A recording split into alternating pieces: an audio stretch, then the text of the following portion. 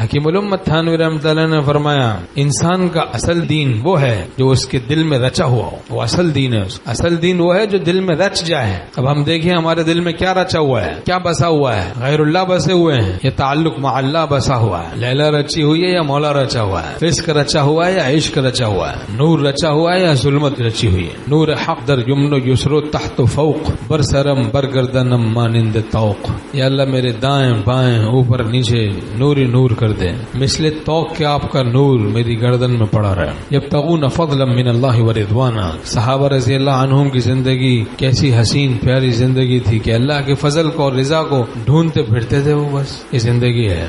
تو اصل دین وہ ہے آدمی کا جو دل میں رچا ہوا ہو، رچ جائے. من حب شیئا اکثر ذکرہ، جس کو جس سے محبت ہوتی ہے اسی کا اکثر ذکر کیا کرتا ہے. حضرت رابعہ بصریہ رحمۃ اللہ علیہا اور شیطان پر بھی لعنت نہیں کرتی، مطلب ہر وقت لعنت کی تسبیح نہیں پڑتی. تو فرماتی کہ بھائی دوست کی یاد چھوڑ کے کون دشمن کی یاد میں لگے. اور کچھ لوگ دنیا ہی کی مذمت کو بیان کر رہے. تو فرمایا بھائی تم کیوں اس قدر دنیا کو بیان کر رہے ہو، اس قدر کیوں دنیا کو بیان کر رہے ہو. کہا کہ ہم تو اس کی مذمت بیان کر رہے ہیں. کہا بھائی مذمت بھی اتنی زیادہ کیوں بیان کر رہے ہو، تم اللہ کی یاد میں لگو. باقی جو اس کی مذمت کو بیان کیا گیا وہ ضرورت سے بیان کیا گیا تو ضرورت سے بیان کرو، لیکن بے ضرورت کیوں بیان کرو، بے ضرورت کیوں بیان کرو. جو فارغ وقت ملے اللہ کی یاد میں لگو. بھلا چنگا دل ہو سینے میں، ہر چیز میں اعتدال ہو، معتدل ہو ہم.